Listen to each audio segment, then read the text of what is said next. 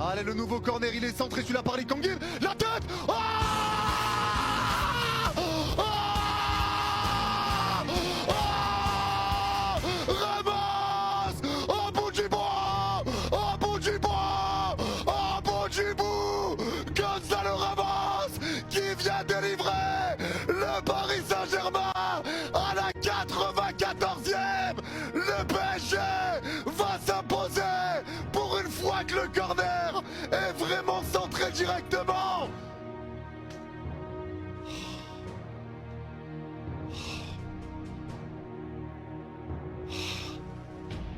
Oh, le sourire cachait un but.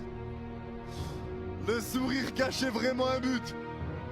Les deux rentrants, Lee Kangin et Gonzalo Ramos, si l'on aura eu des occasions Ramos avant ça. Oh, faut descendre du bus. Même Retafe, ils auraient pas osé faire le match que Nice a proposé aujourd'hui. Et pire, ils passent à ça, du hold-up. À ça. Pas des stades de foot. Ça, c'est pas des stats entre deux équipes de haut de tableau. Victoire du Paris Saint-Germain 1-0 à la 94e sur une tête de Gonzalo Ramos pour son 100e match. Avant de parler de tout le match, on revient quand même sur le magnifique tifo qui a été proposé par le Paris Saint-Germain. L'aigle s'éteint, le faucon règne. Bon, je savais pas que le PSG avait comme animal totem l'aigle, le faucon pardon. Il y a aussi eu un très beau message de soutien à Désiré Doué, mais surtout une magnifique banderole à la 86e minute où Parisiens et Niçois ont entamé la Marseillaise ensemble. Entre ultras, c'est la rivalité, pour les attentats, la solidarité. On n'oublie pas, 29 octobre 2020. Mais je suis obligé de revenir sur ce match. Dites-vous qu'à la 8e, Nice n'avait eu que 4% de possession de balle. On vous dit, ils ont posé un bus. À la fin, j'étais presque triste. Tellement ça défendait bien, tellement ça défendait fort, tellement ça défendait dur. Je vous dis, je déteste ce style de jeu. C'était tellement un exploit de prendre le point au parc. Mais quand des petites équipes de bas de tableau, qui n'ont pas de budget, viennent jouer le bus avec leurs moyens, ils savent qu'ils n'ont pas réellement la capacité de taper le PSG, vas-y. J'aime pas, mais vas-y. Mais Nice, vous pouvez pas proposer ça. 23% de possession de balle en 90 minutes. 808 passes contre 247. Je sais pas si on réalise la folie. Derrière moi, c'est la hitmap des attaquants de Nice. Janssen en première mi-temps et Diop en deuxième. C'est fou. Mais je tiens quand même à saluer le match de Yehvan Diouf qui a fait un match de malade mental. Et le match de monsieur. Parce que Diouf, homme du match, c'est totalement mérité. Mais le match d'Antoine Mendy sur Vara, oh là là là là. Et d'ailleurs, hein, défensivement, c'était le patron. Même à la 80e, c'est lui qui était là pour le contre. L'un des deux tirs cadrés vient de cet homme. La victoire, elle est bien méritée pour le Paris Saint-Germain. Nice, sérieusement, vous pouvez faire mieux, vous pouvez proposer mieux, vous devez proposer mieux. Une équipe dans le top 8 doit pas venir au Parc des Princes et se faire caca culotte, poser un bus et jouer comme si elle avait 1 million d'euros de budget. Au bout d'un moment, pour que la Ligue 1 évolue, il faut que les équipes évoluent. Il faut que les équipes soient plus ambitieuses et que les équipes se disent oui, le Paris Saint-Germain est champion d'Europe, oui, ils sont forts. Mais c'est 11 hommes. On peut jouer au foot quand même. Se faire dominer, c'est une chose. Mais il y a des limites quand même. Mais comment vous faites les supporters du Paris Saint-Germain? Heureusement que je suis pas à votre place. Parce que de jouer contre des bus renforcés quasiment toutes les semaines en Ligue 1, mais ça doit être pesant. Dès la 8e minute, quand j'ai vu ça, 96%, 4%, je dis non, non, non, non. 4%, ça c'est le pourcentage de téléphone de ma batterie. C'est pas possible que ça soit la possession de balle. Je crois que si j'étais supporter du Paris Saint-Germain, j'aurais pris un marteau, je serais allé sur le bus de Nice, j'aurais cassé les vitres. Juste par frustration en fait. Mais si Nice a fait l'exploit de conserver ce score, parce que c'est un exploit à ce niveau-là, faut remercier Yehvan Diouf. Il est venu sans coin, sans tailler sa barbe, un peu comme moi. Il avait rien à perdre en fait. Il était sur tous les ballons. Mais à un moment donné, faut parler de quelqu'un. Barcola, bon sang de bonsoir. Quand t'as un bloc regroupé comme ça, devant toi, tu ne dois pas manquer ce genre d'occasion. Et en plus de la sorte, il y en a, ils ont dit bois du lait. Moi, je dis non, mange du type, frappe dans le ballon. Non, je sais pas en fait, à un moment donné, il faut dire les termes. Parce qu'on est tous unanimes pour dire que Barcola avec de la finition, comme à l'époque on disait Dembélé, c'est avec de la finition, c'est ballon d'or, mais Barcola avec de la finition, c'est pas loin d'être ça. Ballon d'or peut-être pas, mais en tout cas, ça se bat pour la place des meilleurs ailiers au monde. Mais cette finition, elle te fait trop de tort. Et là, tu as trop causé de tort au Paris Saint-Germain. Parce que pendant plus de 90 minutes, jouer face à ça, c'est compliqué. Et quand tu as quelques occasions que tu arrives à te créer, faut les saisir. Il rentre à la place de Barcola, qui est décisif sur le corner, même si c'est Kvara qui la pousse. Vous savez déjà, hein, Gonzalo Ramos, quand il rentre, c'est R9. Obligé, il marque, c'est trop. C'est une victoire amplement méritée pour le Paris Saint-Germain parce que Nice n'a absolument rien montré. Et d'habitude, en plus, quand ils viennent au parc, ils montrent beaucoup plus de choses. Là, C'est mérité pour le Paris Saint-Germain, tout simplement. La justice de Dieu, le PSG arrache la victoire face à Nice à la dernière seconde. Gonzalo, merci. Voilà la punition. Quand on s'estime être un club de foot, mais on joue pas au foot pendant 90 minutes, punition dernière minute. Bien fait pour votre gueule les Niçois. Les gars, j'allais péter un câble. On est encore tombé sur une équipe qui refuse de jouer au football. C'était encore pire que Lorient, encore pire. Comment vous voulez que les gens à l'étranger ils prennent la Ligue 1 au sérieux que quand un club qui joue quand même l'Europa League ne joue pas au football? Comment vous voulez qu'on ait plus de droits TV quand on n'affronte que des équipes qui ne jouent pas au football? Comment est-ce que vous voulez faire? Nice qui joue en Europa League refuse de jouer au football pendant 90 minutes. Bref, là n'est pas la question. Victoire amplement méritée. On va garder notre première place avant d'affronter le Bayern. Les Munichois, on arrive pour vos fesses très méchamment, je vous le dis. Pas possible cette équipe. C'est pas possible. À 10 secondes près, Nice, ils allaient faire le braquage du siècle.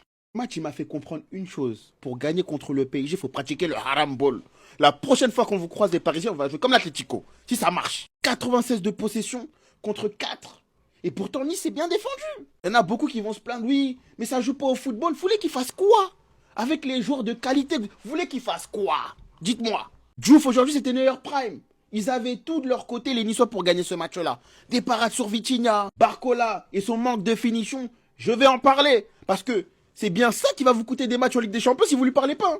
Le Bayern qui arrive la semaine prochaine, Harry Kane, c'est chirurgical. Parlez-lui. Encore lui, moi, les gars, moi, je l'appelle le sniper. J'ai pas oublié ce qu'il nous a fait à nous, les Catalans, dernière minute. Combien de fois dans sa carrière, Gonzalo Ramos, il a marqué à la dernière minute? Il a récidivé, il a éteint les Niçois. Et cette défaite, elle fait très mal. Parce qu'ils ont tellement couru derrière la balle aujourd'hui. Les poumons n'en peuvent plus. Jusqu'à j'en perds mon français. Les Parisiens, la défaite va arriver. Vous inquiétez pas, c'est qu'une question de temps. Tranquille. Les gars, croyez-moi ou non, mais le manque de réalisme de Barcola est la raison pour laquelle Désiré Doué est aussi important au Paris Saint-Germain, les gars. Barcola, devant les cages, il tergiverse trop. Il ne sait pas s'il doit tirer du pied gauche, du pied droit, s'il doit la croiser, tirer tout droit, s'il doit enrouler. Il tergiverse trop devant les cages. Il ne sait pas comment finir. Il ne sait pas comment être réaliste, en fait. Et c'est pour cela, comme je vous disais, même Seny Mayulu ne tergiverse pas autant devant les cages. Seny Mayulu, il sait à l'avance ce qu'il va faire. Soit il va tirer du pied droit, il va croiser, soit il va faire un autre truc. Mais Barcola, il tergiverse trop. C'est pour cela, soit le Paris Saint-Germain va chercher un autre ailier pour pallier les manquements de réalisme de Barcola, soit ils vont valider Mbaye. Mais là, je vois en ce moment, il y a des problèmes avec Mbaye par rapport aux signatures de Mbappé, etc. Mais je vous ai dit que les Mbappé, c'est les meilleurs signateurs de contrat dans le monde du football actuellement. Donc croyez-moi, la situation va finir par se débloquer. Ne vous en faites même pas que les mecs sont capables de débloquer la situation pour Mbaye. Bradley, commence à apprendre l'allemand. Parce que voilà, là maintenant c'est sûr, cet hiver c'est soit Francfort, soit Leipzig. Il va finir dans le fin fond de la Bundesliga pour mettre ses 15 buts, se remettre en forme. Parce que ça c'est pas possible. Il y a 0-0. La seule offrande du match que t'as tout le temps pour faire ce que tu veux. Tu sors une frappe toute molle. Toute molle dans l'axe de la cage, le seul endroit où il y avait Evan Diouf, tu pouvais viser à gauche, tu pouvais viser à droite, mettre un pétard, t'as rien fait. Les Parisiens, s'il vous plaît, enlevez votre côté supporter et admettez que la saison de Bradley Barcola pour l'instant, elle est gaze de fou. Au Paris Saint-Germain, dans l'équipe qui est championne d'Europe, t'as des occasions comme ça en Ligue 1 et il les met pas au fond, c'est pas possible. Et hormis ça, on sait déjà qu'il a des problèmes de finition depuis longtemps, mais hormis ça, il fait plus de différence, il passe plus aucun joueur, il me prend mal la profondeur. Oui, c'est face à des blocs bas, oui, c'est des matchs chiants. Mais quand t'es un ailier de cette envergure-là, dans un club comme ça, tu dois faire mieux face à des équipes de Ligue 1. Il a galéré contre toutes les équipes de Ligue 1, sauf Lens. Son début de saison, même en Ligue 1, contre des équipes très très inférieures à son niveau à lui de base, il n'arrive pas. Voilà, moi je vous dis, la seule solution, c'est qu'il commence à apprendre l'allemand, qu'il taille un peu à Leipzig ou à Francfort, qu'il fasse comme Randal Colomwani, qu'il cale ses 15 buts et qu'il revienne en pleine forme. Voilà, c'est le seul moyen que je vois, parce qu'en plus, les gars, il a pas d'envie. C'est ça le pire, il a pas d'envie. Comment tu fais une frappe comme ça sans envie? Il est nonchalant. On dirait qu'il s'en fout d'être là. Franchement, je vous parle vraiment sérieux. Je le savais. J'étais devant ma télé, j'ai dit c'est scripté. Vous allez voir, ils vont marquer à la dernière seconde. Et même s'il y avait eu match nul, je serais même pas tombé dans le panneau. Dans le débrief, j'aurais fait comme s'ils avaient gagné à la fin. Bien évidemment. Gonzalo Ramos, quand il s'agit de marquer à la dernière seconde de match, il se transforme en Ronaldo phénoménal. On peut pas compter sur ces foutus niçois là. Ils sont KO les gars. Bref, les amis. Victoire du Paris Saint-Germain. Donc en cas de victoire ce soir et encore, faut qu'on gagne. Hein, parce qu'avec nous c'est toujours un cas, si. On sera pas leader. Mais voilà. Faut leur coller. Faut les coller. Faut les coller coûte que coûte les gars. Donc ce soir, en attendant de voir ce qu'on va faire. Hein. C'est bon les amis. À toutes. Bande de vieux niçois que vous êtes. Franchement, là, le bus, les gars, c'est... Ouf. Quand tu vois ce genre de match, c'est là que tu vois que Toulouse jouait son jeu et pour un supporter du PSG, c'est plus beau à avoir joué. Attends, Toulouse avait mis le bus contre nous, non? Non, je retire. Non, c'est vrai. Mais moi, je respecte ces équipes-là. Tu vois, moi, Saint-Etienne, énorme respect pour eux. Saint-Etienne, qui devait gratter des points, qui eux étaient relégables. Et moi, c'est dans ce cas-là où je comprends les équipes qui mettent le bus, parce qu'un point peut faire la diff. Saint-Etienne, qui était dans la zone rouge et qui avait besoin de points, ils sont venus au Parc des Princes jouer au foot.